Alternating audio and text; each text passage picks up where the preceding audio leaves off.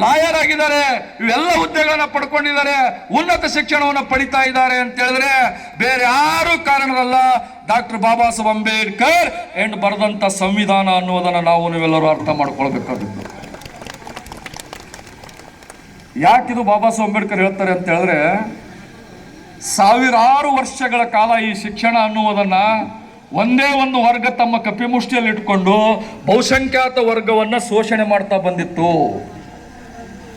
ಅದಕ್ಕೆ ಬಾಬಾ ಸಾಹೇಬ್ ಅಂಬೇಡ್ಕರ್ ಹೇಳ್ತಾರೆ, ಶಿಕ್ಷಣ ಅಂದ್ರೆ ಹುಲಿಯ ಹಾಲು ಇದ್ದ ಹಾಗೆ. ಅದಕ್ಕೆ ಎಲ್ಲ ಮಕ್ಕಳಿದ್ದೀರಿ, ನೀವೆಲ್ಲ ಚೆನ್ನಾಗಿ ಅರ್ಥ ಮಾಡ್ಕೊಳ್ಬೇಕು ಬಾಬಾ ಸಾಹೇಬ್ ಅಂಬೇಡ್ಕರ್ ಅಂದ್ರೆ ಏನು ಅಂತ ಹೇಳಿ ಹೇಳ್ತಾರೆ ಅವರು. ಯಾಕೆ ಶಿಕ್ಷಣ ಭಾರತ ಶತಮಾನಗಳ ಕಾಲ ಶೋಷಣೆಗೆ ಯಾಕೆ ಒಳಗಾಯ್ತು ಅಂತ ಹೇಳಿದ್ರೆ, ಎಲ್ಲ ವರ್ಗಕ್ಕೆ ಈ ದೇಶದಲ್ಲಿ ಶಿಕ್ಷಣವನ್ನು ಕೊಡಲಿಲ್ಲ. ಶಿಕ್ಷಣ ಇಲ್ಲದಕ್ಕೋಸ್ಕರವಾಗಿ ಅನಕ್ಷರಸ್ಥರಾದ್ರು, ಅಜ್ಞಾನದಲ್ಲಿ ಮುಳುವಡಗಿದ್ರು, ಮೂಢನಂಬಿಕೆಯಲ್ಲಿ ತೇಲಿದ್ರು. ಒಂದೇ ಒಂದು ವರ್ಗ ಹಾಲು ತುಪ್ಪ ಉಂಡು ಆರಾಮ ನೆಮ್ಮದಿಯಾಗಿ ಬದುಕ್ತಕ್ಕಂಥ ವರ್ಗ ಈ ದೇಶದಲ್ಲಿ ನಿರ್ಮಾಣ ಆಗಿತ್ತು. ಅದಕ್ಕೆ ಬಾಬಾ ಸಾಹೇಬ್ ಅಂಬೇಡ್ಕರ್ ಹೇಳ್ತಾರೆ, ಶಿಕ್ಷಣ ಅಂತ ಹೇಳಿದ್ರೆ ಹುಲಿಯ ಹಾಲು ಇದ್ದ ಹಾಗೆ. ಕುರಿ ಹಾಲ ಹಿಡ್ಕೊಂಡ್ಬಂದು ಕುಡಿತೀರಿ, ಎಮ್ಮೆ ಹಾಲ ಬಿಡ್ಸ್ಕೊಂಡ್ಬಂದು ಕುಡಿತೀರಿ, ಆಕಳೆಲ್ಲ ಹಿಂಡ್ಕೊಂಡ್ ಬಂದು ಕುಡಿತೀರಿ.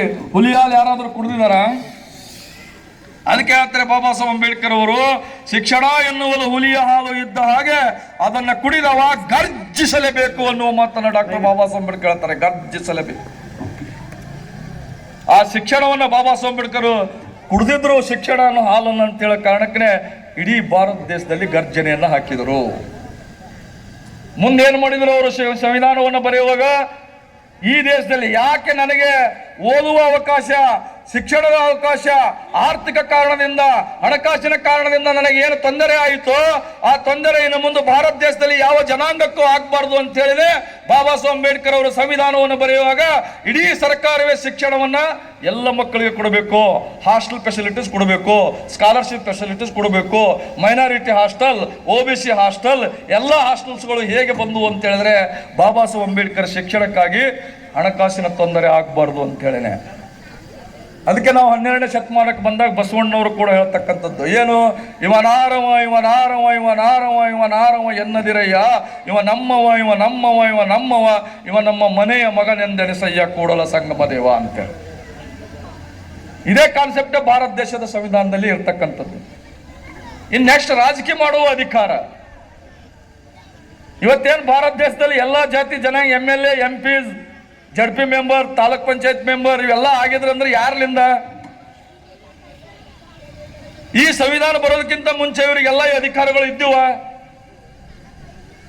ಈ ಭಾರತ ದೇಶದಲ್ಲಿ ರಾಜ್ಯಭಾರವನ್ನ ಮಾಡುವ ಅಧಿಕಾರ ಕೇವಲ ಕ್ಷತ್ರಿಯರಿಗೆ ಮಾತ್ರ ಮೀಸಲಾಗಿತ್ತು. ಯಾರಿಗೆ ಮೀಸಲಿತ್ತು? ಕ್ಷತ್ರಿಯರಿಗೆ ಮಾತ್ರ.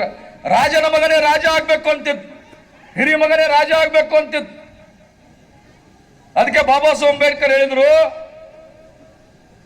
ಭಾರತ ದೇಶದ ಸಂವಿಧಾನವನ್ನು ಬರೆದು ಹೊರಗಡೆ ಬರ್ತಕ್ಕಂಥ ಸಂದರ್ಭದಲ್ಲಿ ಅಲ್ಲಾಡಿ ಕೃಷ್ಣಸ್ವಾಮಿ ಅಯ್ಯರ್ ಅಂತಕ್ಕಂಥವ್ರು ಹೋಗಿ ಬಾಬಾ ಸಾಹೇಬ್ ಅಂಬೇಡ್ಕರ್ ಕೇಳ್ತಾರೆ, ಏನ್ ಬಾಬಾ ಸಾಹೇಬ್ರೆ ಇವತ್ತು ಬಹಳ ಖುಷಿಯಾಗಿದ್ದೀರಿ, ಬಹಳ ನೆಮ್ಮದಿಯಾಗಿ ಇವತ್ತು ನಗ್ತಾ ಬಂದಿದ್ದೀರಿ, ಏನ್ ಅಷ್ಟು ಖುಷಿ ಇರ್ಲಕ್ಕೆ ಅಂತ ಹೇಳಿ ಕೇಳಿದಾಗ ಬಾಬಾ ಸಾಹೇಬ್ ಅಂಬೇಡ್ಕರ್ ಹೇಳ್ತಾರೆ, ನೋಡಿ ಇಲ್ಲಿ ತನಕ ಈ ದೇಶದಲ್ಲಿ ರಾಜ್ಯಭಾರ ಮಾಡುವಂತ ವ್ಯಕ್ತಿ ರಾಣಿ ಹೊಟ್ಟೆಯಲ್ಲಿ ಹುಟ್ಟುತ್ತಿದ್ದ. ಭಾರತ ದೇಶದಲ್ಲಿ ಇಲ್ಲಿವರೆಗೂ ಕೂಡ ರಾಜ್ಯವನ್ನ ಭಾರ ಮಾಡುವಂತ ಅವಕಾಶ ಯಾರಿಗಿತ್ತಂದ್ರೆ ರಾಣಿ ಹೊಟ್ಟೆಯಲ್ಲಿ ರಾಜ ಹುಟ್ಟುತ್ತಿದ್ದ.